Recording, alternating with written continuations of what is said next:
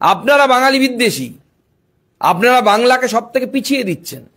পাজা মাননীয় মন্ত্রীর চোখে নেবা হয়েছে। আমি শশী পাজা সহ অন্যান্য তৃণমূল কংগ্রেসের নেত্রীরা যারা আছেন তাদেরকে বলবো, মমতা বন্দ্যোপাধ্যায় কিছু বললে সেটাতে বিশ্বাস করবেন না। তৃণমূলের আমলে চারদিকে শুধু লাফিয়ে লাফিয়ে বাড়ছে। শ্রমিক ভট্টাচার্যের রাজ্য সভাপতি পদে অভিষেক অনুষ্ঠানে জন্ম নিয়েছে এক নতুন বিতর্ক। মঞ্চের পেছনে মা কালীর একটি ছবির পাশে প্রধানমন্ত্রী নরেন্দ্র মোদীর ছবি ঘিরে শুরু হয়েছে রাজনৈতিক বিতর্ক। এই নিয়ে রাজ্যের মন্ত্রী শশী পাজা বলেন, কালী মাকে রাজনীতির স্বার্থে ব্যবহার করেছে বিজেপি। এই মন্তব্যের পরিপ্রেক্ষিতে সুকান্ত মজুমদার বলেন, দেখুন, শশী পাজার কি বললেন তাদের বিজেপির কিছু যায় আসে না, ধর্তব্যের মধ্যে আনি না। এরা তো ল্যাম্পপোস্ট। মুখ্যমন্ত্রী কিছু বললে তখন আমরা কিছু বলবো।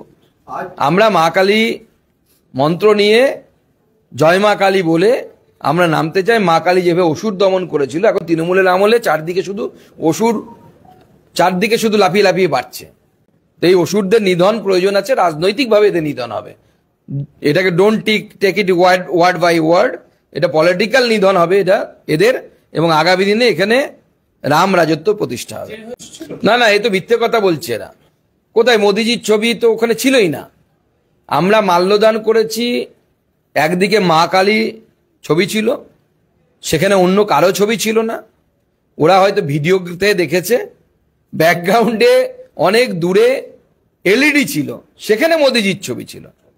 সেই জন্য আমি শশী পাজা সহ অন্যান্য তৃণমূল কংগ্রেসের নেত্রীরা যারা আছেন তাদেরকে বলবো, মমতা বন্দ্যোপাধ্যায় কিছু বললে সেটাতে বিশ্বাস করবেন না। আগে নিজে চোখে নিজে কানে দেখে শুনে তারপরে বিশ্বাস করবেন। আর না হলে মমতা বন্দ্যোপাধ্যায়ের কথা মতো সম্ভবত শশী পাজা মাননীয় মন্ত্রীর চোখে নেবা হয়েছে, আপাতত নেবাটা সরানোর ব্যবস্থা করুন।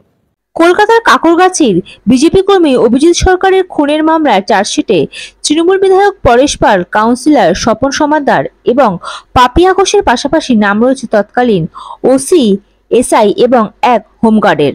এই নিয়ে ফিরোজ হাকিম বলেন, অমিত শাহ যতদিন থাকবে এই মিথ্যে অভিযোগগুলি আসতে থাকবে। এই মন্তব্যের পরিপ্রেক্ষিতে সুকান্ত মজুমদার বলেন, দেখুন, ভারতের আইন অত্যন্ত শক্তিশালী।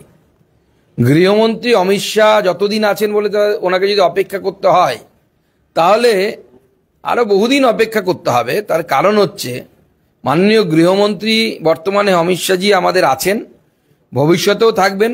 তার যদি কোথাও অন্য জায়গায় এলিভেশন হয়, সেক্ষেত্রে যিনি আসবেন তিনি আরো বেশি করা হবেন। তো সেই রিলিফ পাওয়ার কিন্তু কোনো জায়গা আমি আপাতত দেখতে পাচ্ছি না। আগামী 30 বছর কেন্দ্রে বিজেপি সরকার থাকবে, এবং যারা এই ধরনের গর্হিত অপরাধ করেছে, আমার ভাবতে অবাক লাগে, এরা নিজেদেরকে মানবিক বলেন, বাঙালি বলেন। আজকে বাঙালি স্বার্থ নিয়ে বড় বড় কথা বলেন। আমার শুধু একটা ছোট প্রশ্ন, যখন অভিজিৎ সরকারকে পিটিয়ে মারা হচ্ছিল, ইট দিয়ে থেতলে মারা হচ্ছিল, অভিজিৎ সরকারের রক্তটা বাঙালির রক্ত ছিল না? পরেশ পালের হাতে বা যারা পিটিয়ে মেরেছিল পরেশ পালের সাথে, তাদের হাতে যে রক্তটা লেগেছিল লাল, সেটা কি বাঙালির রক্ত নয়? নাকি তখন বাঙালি সব পিছনে চলে যায়, সামনে রাজনৈতিক স্বার্থ এবং রাজনৈতিক হিংসাটাই শুধু চলে আসে? বাঙালির রক্ত তো আপনারা ঝরাচ্ছেন। আপনারা বাঙালি বিদ্বেষী, আপনারা বাংলাকে সব থেকে পিছিয়ে দিচ্ছেন। যে কোনো জিনিসে কোনো একটা প্যারামিটার নিয়ে আসুন। এই লাস্ট 14-15 বছরের সরকার হতে চললো, কোন প্যারামিটারে বাংলাকে এগিয়ে নিয়ে গেছেন? চাল উৎপাদনে আমরা এক সময় প্রথম ছিলাম, এখন তৃতীয় চতুর্থের দিকে। হ্যাঁ, আমরা প্রথম হয়েছি নারী পাচারে, আমরা প্রথম হয়েছি 100 দিনের কাজ বেশি করাতে। 100 দিনের কাজ বেশি করা মানে এটা কোনো পজিটিভ ইন্ডিকেটর নয়। আপনার লোকের হাতে ভালো কাজ নেই বলে 100 দিনের কাজ তারা করার জন্য লাফিয়ে লাফিয়ে পড়ে। আমাদের এখানে মানুষকে অন্য রাজ্যে ধান পোতার কাজেও গিয়ে মরতে হয়েছে, বর্ধমানের আদিবাসী মহিলাকে। এই ধরনের ঘটনাও ঘটেছে আমাদের পশ্চিমবঙ্গে। Bureau report, ND Bangla news. সবার আগে সব খবর, সঠিক খবর পেতে ফেসবুক পেজটি ফলো করে এবং ইউটিউব চ্যানেলটি সাবস্ক্রাইব করে রাখুন, আর শেয়ার করতে ভুলবেন না।